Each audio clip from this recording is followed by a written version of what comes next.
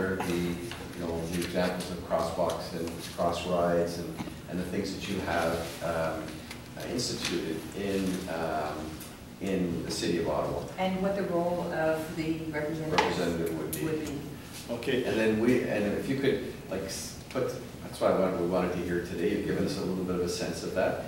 Due to time, yes, we've got 13 minutes left, basically. Okay. So as you can see, I'm trying to manage the time here. No problem so whatsoever. What I would ask Gilbert, si vous voulez, envoyer le document avec l'information concernant the roles and responsibilities of the member, a little bit about your organization. I know it's been around for quite a while. I know this, particularly the downtown cycling, is very strong. Obviously there needs to be more awareness in Orleans, and perhaps that's part of what you guys are going to do, is do an awareness campaign, and we can help you with that if you've got some videos, or if you've got links and things like that. We can help get the information. We have website and all that, so we will send you all the information. Okay. It's just to make everybody aware that there's so much thing coming up that like the LRT. People need to ride their bike there, but if they don't plan enough for bike rides and things like that. So I really hope that the future holds more focus on specific cycling routes, because I don't think that multi-purpose use is effective. In fact, I kind of disagree with them, because you have people with strollers and walking, and then you've got the cyclists who want to cycle, and they don't go together. So like in Europe, and I lived in Europe, I know there are very wide cycling routes, and I know not that we're going to get that, because they were designed into the cities as the cities were designed, and we're kind of trying to get them into the cities. But I think it's... I understand with you, but the MUP, if you see the sign, it's posted at 20 kilometers. Yeah, but it's... I understand that. Not that I want to mention it with this, but I'm also a volunteer with Metro Patrol, which we patrol all those, trying to educate the public to use those things properly. So I understand fully, but I think there is space for people to live, they share pathways. So I think with proper education for everybody, there's space to share those pathways, because there's a cost to do all those separate things. If we just extend it, make it a little bit wider. Oh, I agree with you. I won't disagree with you, but sometimes we have to go with what we have. Yes. And right now what we have is we need to try to share those pathways. Thank you, Gilbert. Thank you very much. It's 8:49. I don't mean to be rude. No, I agree with you. If you could circulate some of your cards. Yes.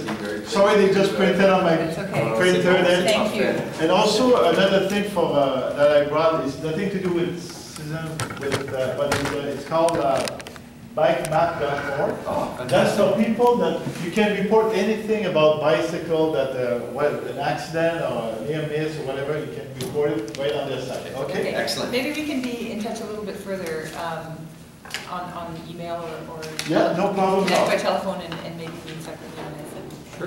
Sure. Okay. Thank you very much for your help. Thank you for having us. So 10 minutes left. So report on activities in 2016. In 2016, the Cardinal Creek, we had our AGM on May the 4th. We opened up our children's garden May 27th or 28th. We also had our annual cleanup day. We had our 9th annual tree planting day, where over 125 participants attended. It was one of the largest tree planting days that we've had, where we had beavers, we had cubs, we had Girl Guides, we had scouts, we had every group going. Phenomenal turnout. Residents as well. High school volunteers. High schools, etc. I mean, the Army cadets were there. I mean, I could go on and on. It was a phenomenal turnout. So then we had our 4th annual Geoheritage Day in collaboration with Carleton University School of Geology, which you probably saw in the 2nd or 3rd page of the Orleans Star.